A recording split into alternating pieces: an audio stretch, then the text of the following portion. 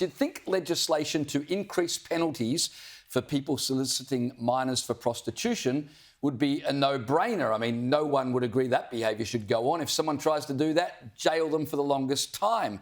At the moment in California, if you solicit a minor for prostitution, it's 2 days jail, 1 year maximum, and a $10,000 fine. So the Republicans want to increase the penalties to 4 years jail and a $25,000 fine. And yet that is being opposed by LGBTQ activists who claim that upping the severity of fines for those who solicit minors for prostitution would disproportionately affect the LGBTQ community. Have a listen to this.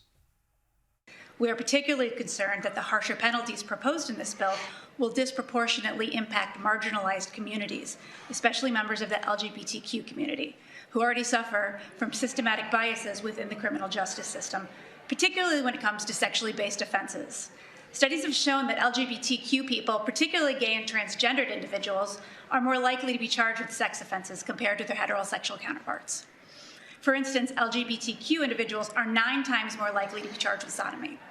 Measures like SB 1414 lead to higher rates of incarceration, longer sentences, and increased difficulties in finding housing and employment.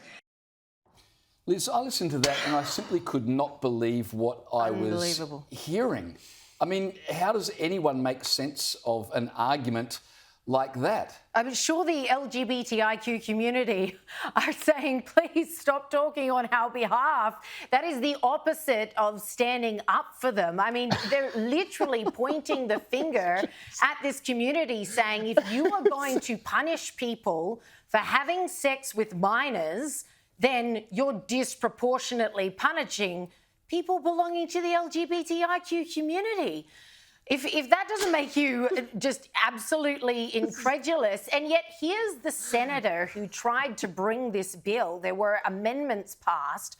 Her name is Senator Grove. She was trying to include 16 and 17-year-olds in this bill because, of course, obviously, officially, they too are minors. Well, it was a real bun fight to try and get this across the line, and she wasn't quite successful. Here she is explaining.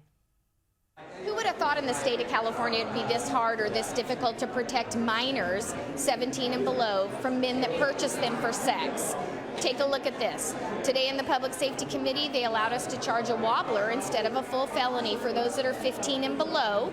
It can be charged as a felony or a misdemeanor, but it also excluded 16 and 17-year-olds from those provisions. The 16 and 17-year-olds now have to prove 2 crimes. They were bought and sold, trafficked into the industry, and that's the only way you can go after the perpetrator who initiated this whole process by negotiating to buy them for sex in the first place. It shouldn't be that difficult. That's it. People that buy children for sex in the state of California should go to prison.